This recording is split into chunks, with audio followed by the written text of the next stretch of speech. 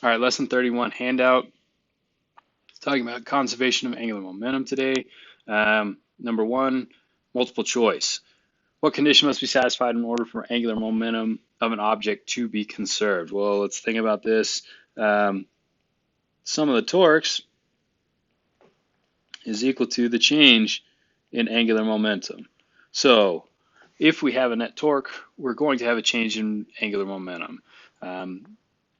So it looks like B is probably true. Now let's think about A a little bit, an external force. Can we come up with a scenario where that is true? So if we think about having a rod around a pivot point there, and we have a force, and we exert it right on that pivot point, we can exert a force that's not going to cause this thing to spin, in which case it's not changing the angular momentum. So we can have forces. So B is the true statement here.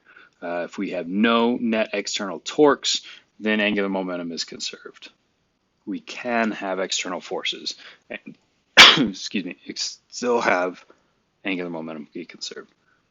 All right, for problem 2, we have an ice skater spinning. She's going to pull her arms in close to her body. What happens?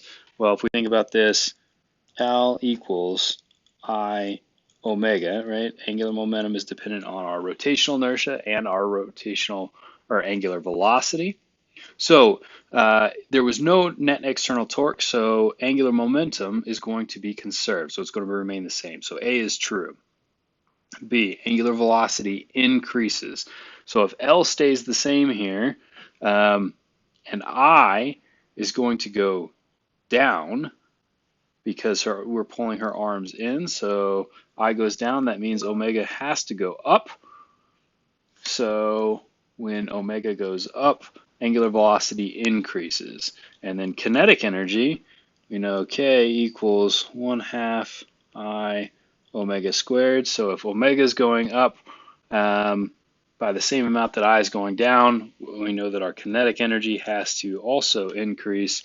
So all of the above are true. And then 3, if a net torque is applied to a rigid object, which of the following is false? The angular momentum of the object will change. So if we apply a net torque, just like we talked about in 1, the angular momentum is going to change, so that is true.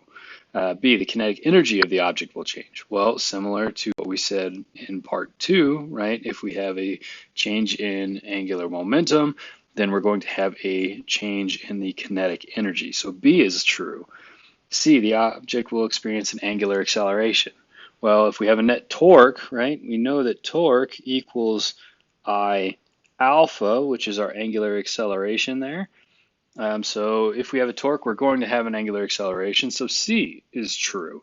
So that leaves us with D, the rotational inertia of the object will change, which is not true. The rotational inertia is dependent on the mass and its orientation with respect to a rotational axis. So as long as we don't change the shape, mass, or axis of rotation of our object, we will not change I.